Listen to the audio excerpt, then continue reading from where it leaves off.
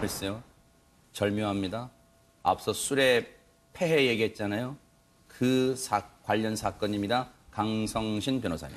네, 그 외주 스태프 여성 2명을 성폭행 및 추행을 한 혐의로 구속 기소된 이제 배우 강주한 씨가 어제 열린 3차 공판에서 당초와 조금은 다른 입장에 대한 주장을 했습니다. 네. 이게 어떤 주장이냐면요. 네. 피해 여성 가운데 한 명이 사건 당시에 심신 상실 상태였는지 상당한 의심이 간다고 주장을 번복한 겁니다.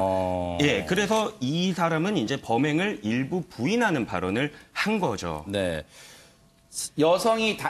피해 여성이 2명인데 한 명이 당시에 심신 상실 상태였는지 의심이 있다. 네. 이렇게 주장한 것은 강지환 씨가 본인이 직접 주장한 거예요. 강성신 변호사님 어떻습니까? 이건 이제 그 강주한 씨 변호인 측이 그렇게 얘기를 했고요. 네, 뭐 증거를 뭐 DNA라든지 이런 거를 통하면 그리고 그 사람이 보낸 카톡 내용이나 이런 걸 보면 당시에 심신 상실 상태의 사람이 보낸 카톡이기는 조금 어렵지 않느냐 이런 어떤 의문점을 제기를 했습니다. 네. 그래서 이제 강주한 씨 측은 이게 피고인의 입장이라기보다는 변호인의 입장이긴 하지만 자신도 변호인이 그렇게 주장을 한다면 그 부분에 대해서는 수긍을 하고 의견에 따르겠다라고 이제 말을 한 상태입니다. 네.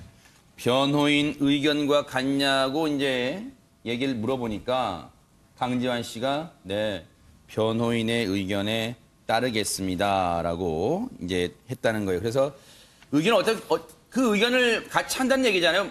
여성 한 명은 심신상실 상태가 아니었던 것 같다고 이제 그렇게 본다는 거잖아요. 당시 지난 7월 달이죠.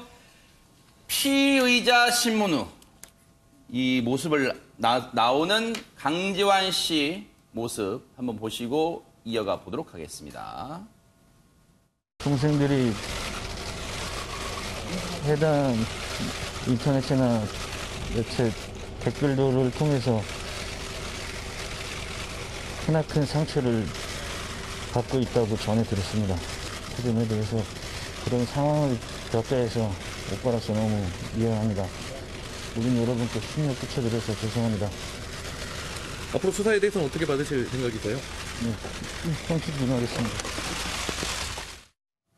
근데 김기현 아나운서, 저때 오빠로서 너무 미안하다. 이거는 그러면 뭔가 그냥 했던 말이에요? 모든 걸 혐의를 인정한 게 아니란 말이에요? 뭐 어떻게 해석해야 되는 거예요? 예, 혐의를 인정한 건 아니라고 봐야 됩니다. 그러니까 경찰에 체포된 직후에 그리고 경찰 조사 과정에서 강지환 씨는 일관되게 술에 취해서 내가 기억이 나지 않는다고 이야기를 했었고 네. 이 발언이 나왔던 게 이제 영장 실질 심사를 받고 난 뒤에 그랬죠. 취재진 앞에서 인터뷰를 한 내용인데요. 네. 이제 이 댓글로 인해서 상처를 받는 피해자들에게 대한 그에 대한 이야기를 한 것이지 네. 내가 이런 혐의를 했다, 인정한다라고 밝힌 것은 아니었습니다. 네. 사실은 이 사건이 터졌을 때 그 초반만 해도 처음에는 술에 취해 기억이 나지 않는다 하다가 어쨌든 사건 발생 엿새 만에 그래도 순순히 인정한 듯한 혐의를 인정한 듯한 그렇게 입장을 좀 바꿨잖아요, 김은배 팀장님. 그렇습니다. 그 기억이 안 난다고 했다가 법률 대리인을 통해 가지고 또 모두 죄를 인정한다고 했는데. 그러니까 혐의 전면 인정했잖아요. 네. 갑자기 바뀐 이유가 있어요. 왜냐하면은 네. 피해자들과 합의를 계속 시도했던 것 같아요. 했고 아까 그 말하는 게 주목을 해야 됩니다. 그 강지환 씨는 오빠가 동생들 피해자라고 말 안 해요. 그러니까는 친분관계. 오빠가 동생들. 이거는 동생이 아닙니다. 피해자들인데 본인이 진술할 때 피해자란 말을 하지 않기 때문에 피해자를 안 보는 거예요. 그러니까 일단 그렇다 하더라도 네. 물론 이 범죄가 합의했다고 해가지고 풀려나진 않습니다. 네. 그렇지만 경감하면 되겠죠. 그러니까 합의를 계속 유도하고 그랬는데 피해자 입장에서 볼 때는 완전히 죄를 시인하고 사과라고 했는데 이건 안 하고 있어요. 그러니까 돌려서 얘기하기 때문에 지금 강지환 씨는 술에 취했다는 것도 주장하지 않습니까? 네. 그러니까 범죄를 좀 물타기 하는 것 같아요. 제가 보기에는. 네. 그렇다 하더라도 아까 지금 심실미약이 아닌 것 같다. 이 얘기는 심실미약이면 준강제추행, 준자가 들어가거든요. 그럼 이걸 부인하는 거거든요. 준강제추행죄가 아니라는 얘기죠. 네. 강지환 씨가 주장하는 건. 그러니까 아무튼 이중으로 하나는 심실미약이 아닌 것 같다. 준강제추행이 아니다. 하나는 또 하나 뭐냐면 그런 통해 가지고 합의도 유도하는 것. 그래서 합의까지 하려는 것 같아요. 네. 이 부분은 법률 전문가한테 일단 여쭤보는 게 나을 것 같아요. 앞서 물론 김은배 팀장님이 간략하게 부연 설명해 주셨습니다만은 이제 와서 앞서 사건 발생였을 만에는 혐의를 전면 다 인정하면서 혐의를 인정했습니다만 이제 와서 다시 혐의를 부인하는 자세로 돌아섰단 말이에요. 그러면서 쟁점이 된 게 김민주 변호사님, 네. 피해자의 심신 상실 여부인데 시청자분들께 좀 쉽게 좀 설명을 해주세요. 왜 이게 쟁점인지요?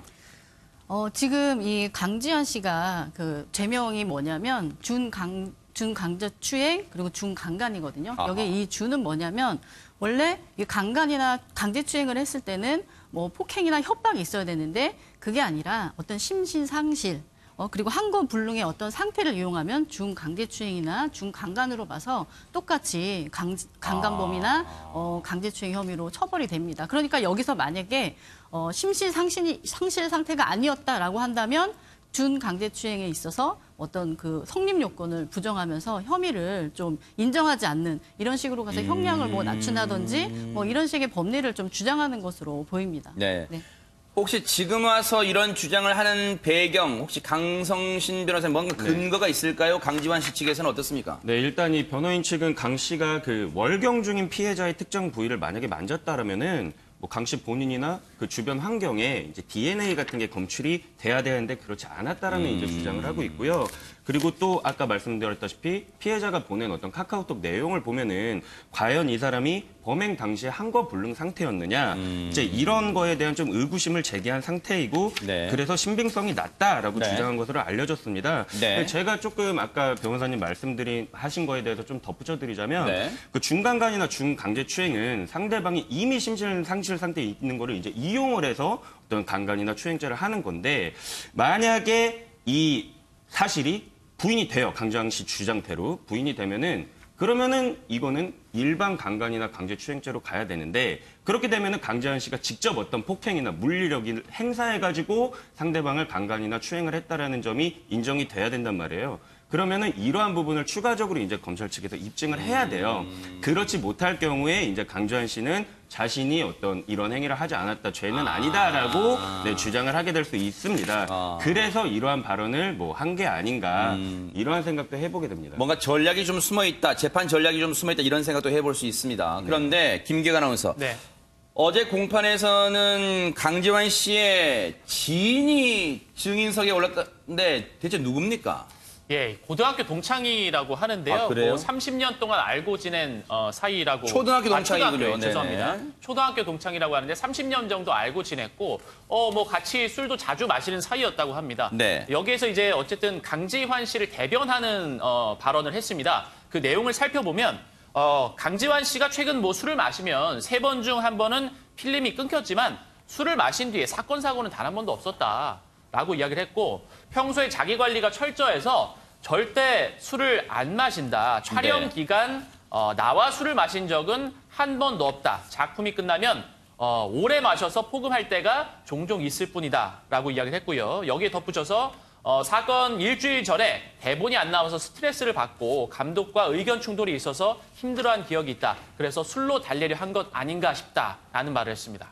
이게 글쎄요, 이 증언이 김은배 팀장님 보실 땐 재판에 영향을 좀 미칠 수 있어요. 어떻습니까? 아무래도 필요하니까 증언이 이제 뭐 본인이 아니고 제 3자지만 그 증언이 이제 필요하겠죠. 그런데 이제 증인이 말하는 거는 그 강지환 씨가 술을 마시면 블랙아웃이라고 하는데 블랙아웃은 뭐다?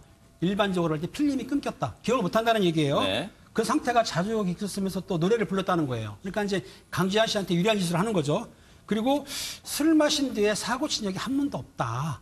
그러니까 본인이 이제 그렇게 사고 칠 만한 성향이 아니다. 그리고 술 취한 모습을 보기 싫으니까 술 말과 행동을 조심했다고 해가지고 진술하는 거 보면은 네. 강지환 씨가 결론적으로는 돌려서 말한 거예요. 강지환 씨가 범행을 할 리가 없다. 네. 그렇지 않습니까?